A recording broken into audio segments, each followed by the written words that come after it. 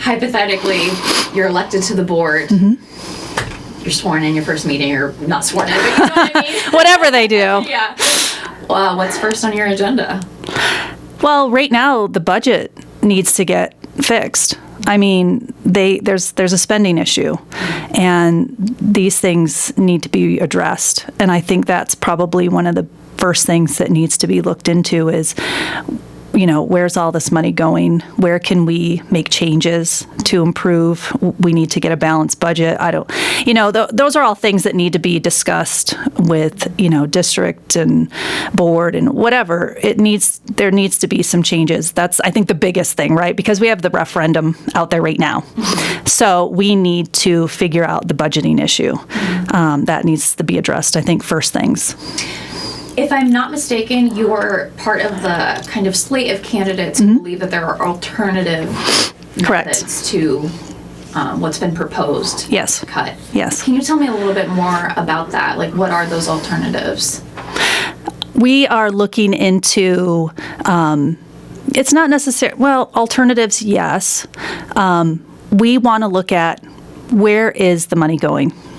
Where is the spending that can be changed? Redirected, cut, things like that aren't impacting the kids. We're looking at e-learning tools, not going back to Google Classroom, not going back to the lockdown. A lot of people get traumatized when you say e-learning. However, those things are already in the school system. Those are already a part of our daily lives, even out of school, right? We're always learning. There's e-learning everywhere you go. We're looking at 6 through 12, not elementary. Elementary is not, even though they do use it. But we're looking at doing that more so with, the junior high and senior high levels, so that we can find cost cutting, so that we're not spending so much in other areas. So that's one area. There's a lot of different things to look at.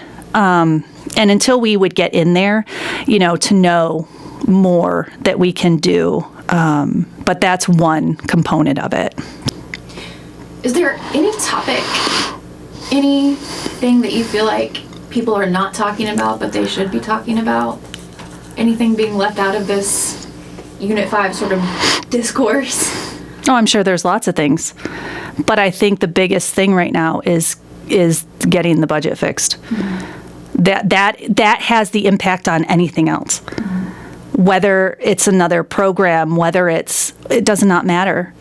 If the budget's not working, if the money is not being used right and spending correctly, then you could sit there and talk about those other things that may be totally irrelevant because you have to get rid of certain things. So I think that the biggest focus right now is getting the budgets fixed.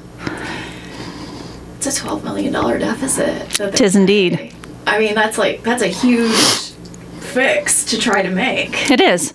And right now, the current board, most that they can find is 4.5, I think it is, for cuts. But a lot of that's cutting the kid stuff, I don't think that they really have a great plan in place. Like, if that's all you can do, like, what if you don't get the referendum? What are you going to do? How much more are you going to cut? So I don't see there any solution, really. They're just praying that this referendum passes.